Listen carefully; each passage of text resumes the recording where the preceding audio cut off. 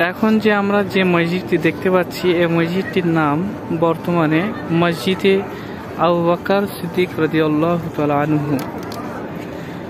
তো আমি এখানে স্থানীয় মানুষদের কাছ থেকে জানতে পারলাম যে এটা হযরত আবু বকর সিদ্দিক রাদিয়াল্লাহু তাআলা আনহুর ঘর ছিল আগে, মানে ওই জামানাতে, অর্থাৎ রাসূল পাক সাল্লাল্লাহু আলাইহি ওয়াসাল্লামের সময়।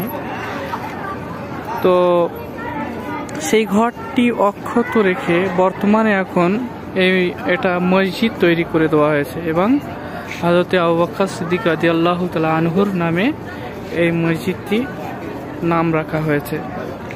আলহামদুলিল্লাহ। এখন যে আমরা যে মসজিদটি দেখতে পাচ্ছি এই মসজিদটির নাম বর্তমানে মসজিদে আবু বকর সিদ্দিক রাদিয়াল্লাহু তাআলা আনহু। তো আমি এখানে স্থানীয় মানুষদের কাছ থেকে জানতে পারলাম যে এটা হযরত আবু বকর সিদ্দিক রাদিয়াল্লাহু তাআলা আনহুর ঘর ছিল আগে, মানে ওই জামানাতে, অর্থাৎ রাসূল পাক সাল্লাল্লাহু আলাইহি ওয়াসাল্লামের সময়। তো সেই ঘরটি অক্ষত রেখে বর্তমানে এখন এটা মসজিদ তৈরি করে দেওয়া হয়েছে এবং হযরত আবু বকর সিদ্দিক রাদিয়াল্লাহু তাআলা আনহুর নামে এই মসজিদটি নাম রাখা হয়েছে। আলহামদুলিল্লাহ।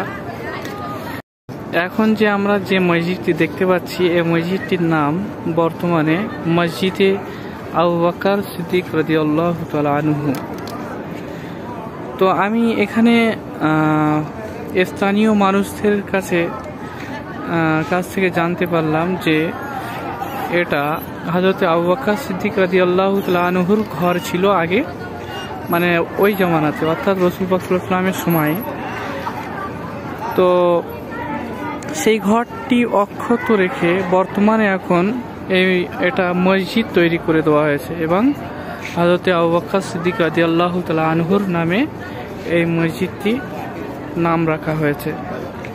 আলহামদুলিল্লাহ।